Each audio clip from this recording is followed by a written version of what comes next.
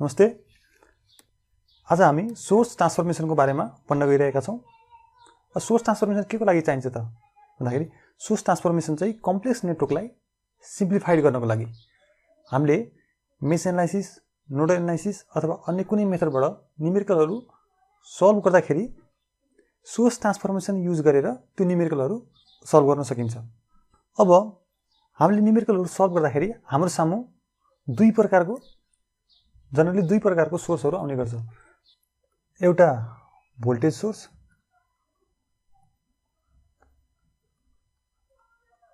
अर्को current source.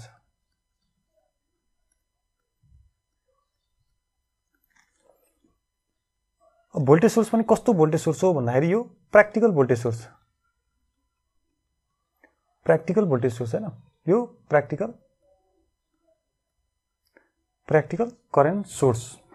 अब practical voltage सोर्सको symbol कस्तो हुन्छ त भन्दाखेरि एउटा भोल्टेज सोर्स हुन्छ र सिरिजमा के हुन्छ, रेजिस्टेन्स हुन्छ।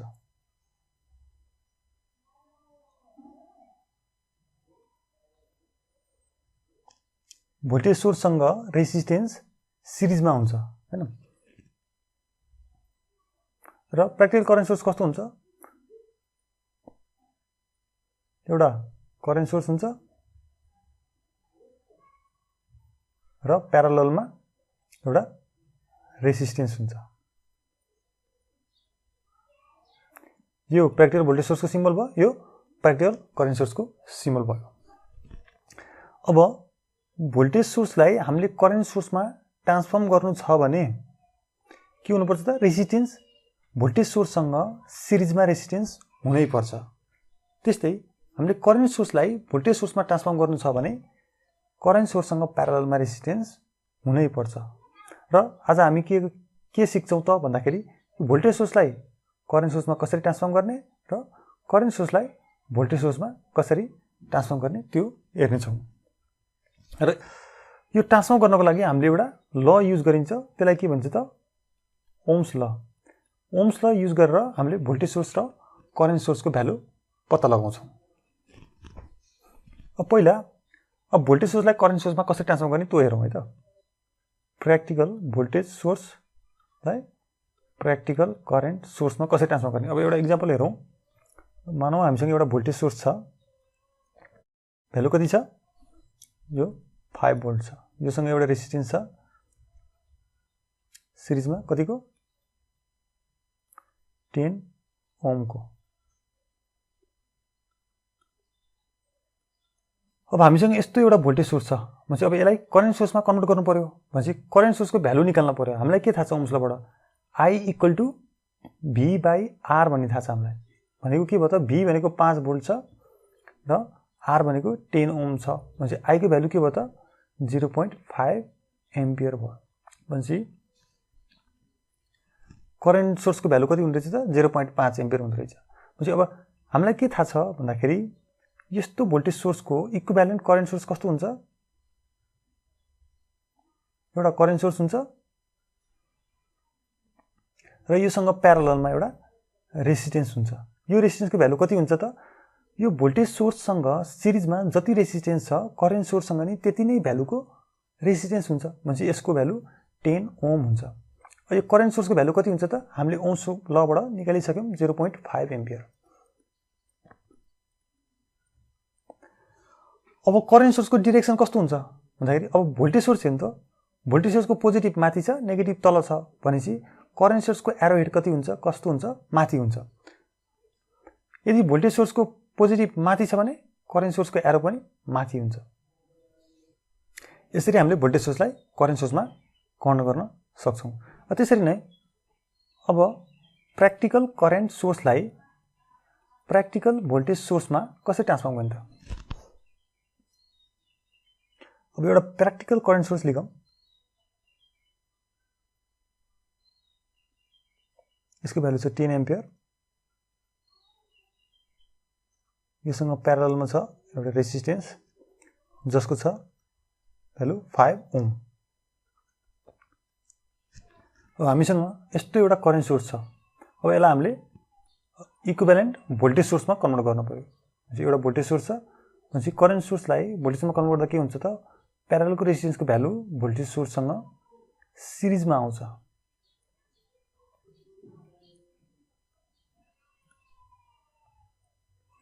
अब एरो हेड माथि छ भनेपछि पोजिटिभ कता हुन्छ माथि हुन्छ नेगेटिभ तल हुन्छ। अब यो भोल्टेजको भ्यालु कति हुन्छ त त्यो हामीले ओम्स लबाट पत्ता लगाउन सक्छौँ। V इक्वल टु के छ हामीलाई V इक्वल टु के थाहा छ हामीलाई I इन्टु R भनेको I को भ्यालु कति छ 10 एम्पियर इन्टु R को भ्यालु कति छ 5 इक्वल टु 50 भोल्ट भनेपछि यो करेन्ट सोर्सको इक्विभ्यालेन्ट भोल्टेज सोर्सको भ्यालु कति हुन्छ 50 भोल्ट हुन्छ र यो रेजिस्टेन्सको भ्यालु कति हुन्छ 5 ओम। यसरी हामीले करेन्ट सोर्सलाई भोल्टेज सोर्समा र भोल्टेज सोर्सलाई करेन्ट सोर्समा ट्रान्सफर्म गर्ने। यो सिंगल भोल्टेज सोर्सको लागि चाहिँ हामीले यस्तै गरिन्छ। अब कम्प्लेक्स अलिकति कम्प्लेक्स सर्किटमा जाउँ। कम्प्लेक्स सर्किट चाहिँ हामीले कसरी सल्भ गरिन्छ? अब हामीसँग यस्तो एउटा डायग्राम छ। क्वेशनले के भन्छ भन्दाखेरि reduce to single voltage source भन्छ। प्र्याक्टिकल भोल्टेज सोर्सको दुईवटा ब्रान्च छ र हामीले कम्प्लेक्स सर्किट सल्भ गर्दाखेरि यदि धेरै सोर्सहरू छ भने पहिलो ध्यान दिनुपर्ने कुरा के हो भन्दाखेरि यदि हामीले भोल्टेज सोर्सलाई करेन्ट सोर्समा कन्भर्ट गर्दै छौं भने भोल्टेज सोर्ससँग रेजिस्टेन्स सिरिजमा हुनुपर्छ र एक भन्दा बढी भोल्टेज सोर्सहरू छ भने भोल्टेज सोर्सलाई सिरिजमा राखेर भोल्टेज सोर्सलाई सकेसम्म सिरिजमा राखेर सल्भ गर्नुपर्छ। यो फिगरमा भोल्टेज सोर्स सिरिजमा त छैन भनेपछि यसलाई के गर्ने त हामीले अब यसलाई करेन्ट सोर्समा कन्भर्ट गर्ने। करेन्ट सोर्समा कन्भर्ट गर्नको लागि यो पहिलो ब्रान्चको करेन्ट सोर्सको भ्यालु कति हुन्छ त I equal to V by R भनेको कति भयो 10/5 इक्वल टु 2 एम्पियर। त्यस्तै अब यो सेकेन्ड ब्रान्चको करेन्ट सोर्सको भ्यालु कति हुन्छ I equal to V by R equal to 8/2 equal to 4 ampere. अब यसको इक्विभ्यालेन्ट करेन्ट सोर्स बनाऊ है त हामीले। पछि यो पहिलो ब्रान्चको करेन्ट सोर्स कस्तो हुन्छ भन्दाखेरि एउटा करेन्ट सोर्स र रेजिस्टेन्स प्यारललमा। त्यस्तै अर्को ब्रान्चको के हुन्छ अर्को करेन्ट सोर्स र रेजिस्टेन्स प्यारललमा ए बी। यो रेजिस्टेन्सको भ्यालु कति छ 5 ओम। यो रेजिस्टेन्सको भ्यालु कति छ 2 ओम। अब पहिलो ब्रान्चमा पोजिटिभ कति छ कता छ पोजिटिभ माथि छ भनेपछि करेन्टको डाइरेक्सन कता हुन्छ माथि हुन्छ र यसको भ्यालु कति छ 2 एम्पियर। त्यस्तै सेकेन्ड ब्रान्चमा के छ पोजिटिभको भ्यालु साइन पोजिटिभ साइन कता छ तलतिर फर्केको छ भनेपछि नेगेटिभ माथि र पोजिटिभ तल छ भनेपछि करेन्टको डाइरेक्सन के हुन्छ तल हुन्छ र यसको भ्यालु कति हुन्छ 4 एम्पियर हुन्छ। अब यो सर्किटलाई सिम्प्लिफाई गर्दा के हुन्छ मैले अहिले भर्खर के भनेको थिएँ भोल्टेज सोर्स चाहिँ सिरिजमा राखेर सल्भ गर्नुपर्छ र करेन्ट सोर्स चाहिँ प्यारललमा राखेर सल्भ गर्नुपर्छ। भनेपछि अब यो करेन्ट सोर्स के छ त प्यारललमा छ। यहाँबाट के देखिन्छ भन्दाखेरि 2 एम्पियर र 4 एम्पियरको करेन्ट सोर्स छ। 2 एम्पियर माथि गइरहेको छ 4 एम्पियर तल गइरहेको छ भनेपछि डाइरेक्सन अपोजिट छ भनेपछि सबट्र्याक्ट हुन्छ। इक्विभ्यालेन्ट करेन्ट सोर्स कति हुन्छ अब यो सर्किट सल्भ गर्दाखेरि एउटा करेन्ट सोर्स र एउटा रेजिस्टेन्स। यो रेजिस्टेन्स भनेको के हो त 5 र 2 प्यारललमा छ 5 प्यारलल 2 भनेपछि यसलाई दुईटा रेजिस्टेन्स प्यारललमा छ भने हामीले सिधै सल्भ गरेर भ्यालु निकाल्न सकिन्छ। कसरी गर्ने त 5 into 2/5 plus 2 equal to 10/7 equal to 1.3। अब करेन्ट सोर्स त सबट्र्याक्ट हुन्छ भनेपछि 4 माइनस 2 डाइरेक्सन कता हुन्छ ठुलोको साइन कता छ तल छ भनेपछि डाइरेक्सन तलै हुन्छ equal to 2 ampere 2 ampere downward र रेजिस्टेन्सको भ्यालु 1.3। हामीलाई चाहिँ के भनेको छ क्वेशनमा हामीले त अब सिंगल करेन्ट सोर्समा कन्भर्ट गर्यौं। अब हामीले यसलाई सिंगल भोल्टेज सोर्समा कन्भर्ट गर्नुपर्ने छ। भनेपछि सिंगल भोल्टेज सोर्समा कन्भर्ट गर्न के गर्नु पर्यो त भन्दाखेरि भोल्टेजको भ्यालु निकाल्नु पर्यो। अब हामीलाई के थाहा छ V equal to I into R equal to I भनेको 2 एम्पियर इन्टु R भनेको 1.3 इक्वल टु 2.6 भोल्ट। यो करेन्ट सोर्सको इक्विभ्यालेन्ट डायग्राम कस्तो हुन्छ एउटा भोल्टेज सोर्स र एउटा सिरिजमा रेसिस्टेन्स AB। करेन्टको डिरेक्सन के छ? तलतिर छ, एरो हेड तल छ भनेपछि पोजिटिभ तल, नेगेटिभ माथि। र भोल्टेजको भ्यालु कति छ? 2.6 भोल्ट। र रेसिस्टेन्सको भ्यालु कति छ? प्यारललमा जति छ सिरिजमा पनि त्यति नै हुन्छ भनेपछि 1.3 ओम। यो चाहिँ के हो त? हाम्रो एन्सर हो। यसरी दुई वा दुई भन्दा बढी भोल्टेज सोर्सलाई हामीले सिंगल भोल्टेज सोर्समा कन्भर्ट गर्न सकिन्छ। त्यस्तै अब अर्को क्वेशन हेरौँ।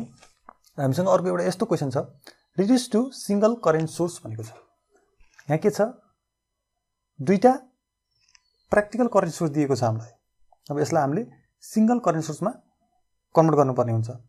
र कन्भर्ट गर्नको लागि मैले अघि के भनेको थिएँ भन्दाखेरि करेन्ट सोर्सहरू सल्भ गर्दाखेरि सकेसम्म प्यारललमा राख्नुपर्छ, तर यहाँ प्यारललमा छैन। त्यही भएर यसलाई अब हामी के गर्छौँ त? भोल्टेज सोर्समा कन्भर्ट गर्छौँ। भोल्टेज सोर्समा कन्भर्ट गर्नको लागि यसलाई भोल्टेज सोर्समा कन्भर्ट गर्दा यसको भोल्टेजको value V = I × R = 5 × 3 = 15 volt हुन्छ। तल्लो करेन्ट सोर्सको भोल्टेजको भ्यालु कति हुन्छ? इक्विभ्यालेन्ट भोल्टेज सोर्सको भ्यालु V = 2 × 4 = 8 भोल्ट हुन्छ। अब यसलाई इक्विभ्यालेन्ट डायग्राम बनाऊ। भोल्टेज सोर्स छ र सिरिजमा एउटा रेसिस्टेन्स। भोल्टेज सोर्स अनि सिरिजमा एउटा रेसिस्टेन्स।